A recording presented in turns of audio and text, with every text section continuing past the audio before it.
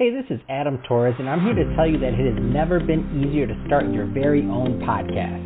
At Mission Matters, our goal is to amplify stories that matter. That means we want to help you start your podcast because your story matters. We can do this in 3 different ways. 1, join our podcast school and take a free or paid course.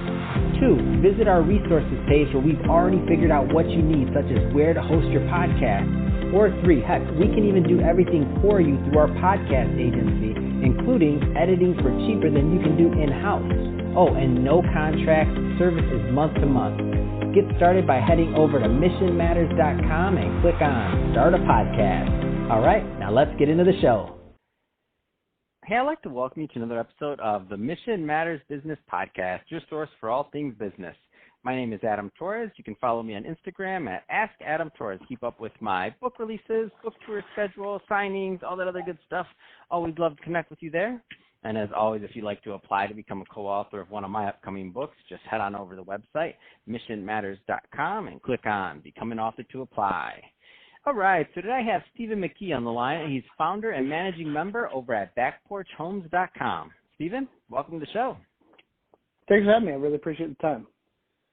All right, Stephen. So, hey, I'm excited to get into today's topic. So we're going to talk about secondary dwelling trends, and I'm excited to have you on the show for this because I know that's a lot of what you're doing over at Back Porch Homes. But before we do that, let's just go a little bit further into Back Porch Homes. Tell us a little bit more about your company, please. The short version of it is we're a tiny home for your backyard. Most people buy these as a secondary unit behind their existing home or for a vacation rental somewhere. That's awesome. And just to give people a framework, because I've seen some on TV, I've seen some, YouTube, other things like that. For people that aren't aware of what a tiny home is, tell us a little bit more about kind of square footage or just some of the amenities. Like, give us a feel for that. So we have a studio models, our flagship. It's 255 square feet. If you have seen any tiny home shows, you've seen a lot of lofts and kind of kooky stuff. We're the exact opposite of that. We're a single-story, very conventional, 12 by 8 living space, 10 by 8 kitchen, and 6 by 8 bath. The idea is to build something completely universal, handicap adaptable, something that anybody could use. We didn't want to limit our customer base at all. That's awesome. So let's just dive right into today's topic. So secondary dwelling trends. I mean, you're obviously in the middle of this, helping people with affordable housing and expanding their living space. I mean, where do you want to start with this topic?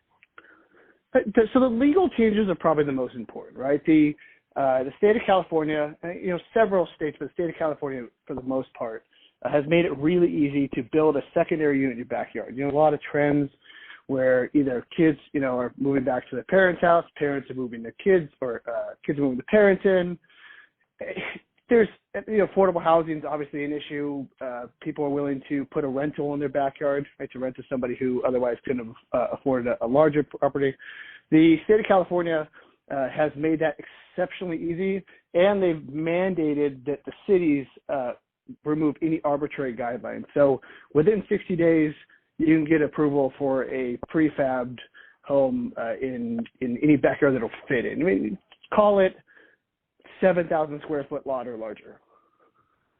Wow. And so what is this? What are some of the uses that you're seeing for this? So you're in the middle of this a day in and day out. Like, how are people using this? So just to tag this so anybody listening to it later knows, we're still in the middle of coronavirus during this interview.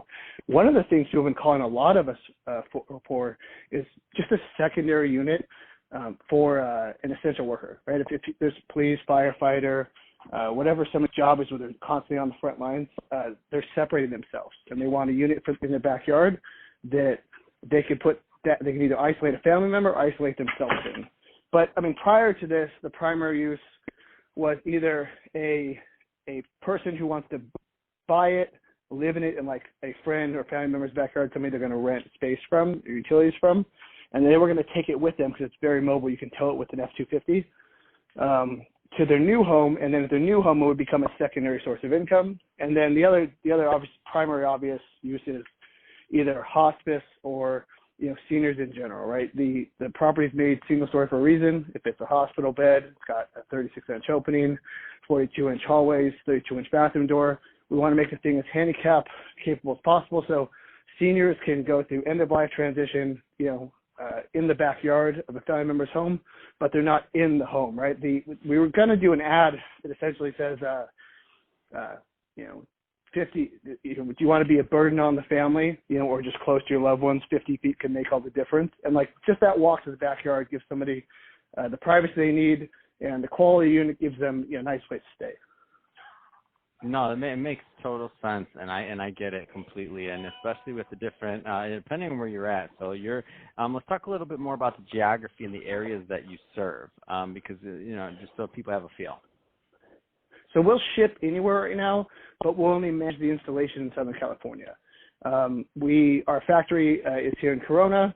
We can expand to 38 other factories across the country as the company expands.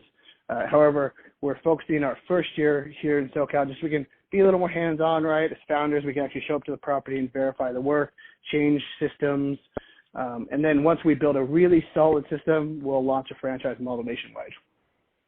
What kind of response and feedback have you heard from your clients that are using these? The main response people get actually is we're surprised how big it is. I say 255 square feet, and people go, 255 square feet. But then they come out to our showroom here in Riverside, which they can book through our website on to come view our prototype unit. And they sit down in the living room, and they never considered that, a 12 by 8 space isn't much different than a 12 by 10 space, with the exception of you're just a little closer to the TV, right? Your TV is not 60 inches, it's 45. The other really common use right now is people are talking about putting them in the backyard so they can afford a better home, right? They, maybe on their own they could have only afforded a $400,000 or $500,000 home, but if they put one of these in their backyard, the payments are sub $500, so they can collect rent, give somebody a nice place to stay, and it helps them pay the mortgage. Wow, that's all great ideas, especially for those investors out there, for people that are renting things. I mean, that's awesome. I love it. It's another source of cash flow. So, Stephen, that being said, if somebody's listening to this and they want to learn more about Back Porch Homes, what's the best way for them to reach out and to connect with you and your team? So the quickest way to get information would be to go to backporchhomes.com. We're on every social media site, Facebook, Instagram. You can find us Back Porch Homes. If they want to call the office direct, they call us at 951-394-1844, 951-394-1844, or they can email us at everyone@backporchhomes.com. Fantastic. Well, Stephen, really appreciate you coming on the show today and sharing more about all the great work that you're doing over at Back Porch Homes. And to the audience, as always, thank you for tuning in. Hope you got a lot of value out of this. If you did, don't forget to subscribe to the podcast, leave me a review on the Apple iTunes Store. And if you're watching this on our YouTube channel, Mission Matters Business, definitely give us a subscribe there, but also leave us some comments in the video. Love to know what kind of projects and things that you're working on. And Stephen, thanks again for coming on the show. Well, thanks again for having me. Good to talk to you.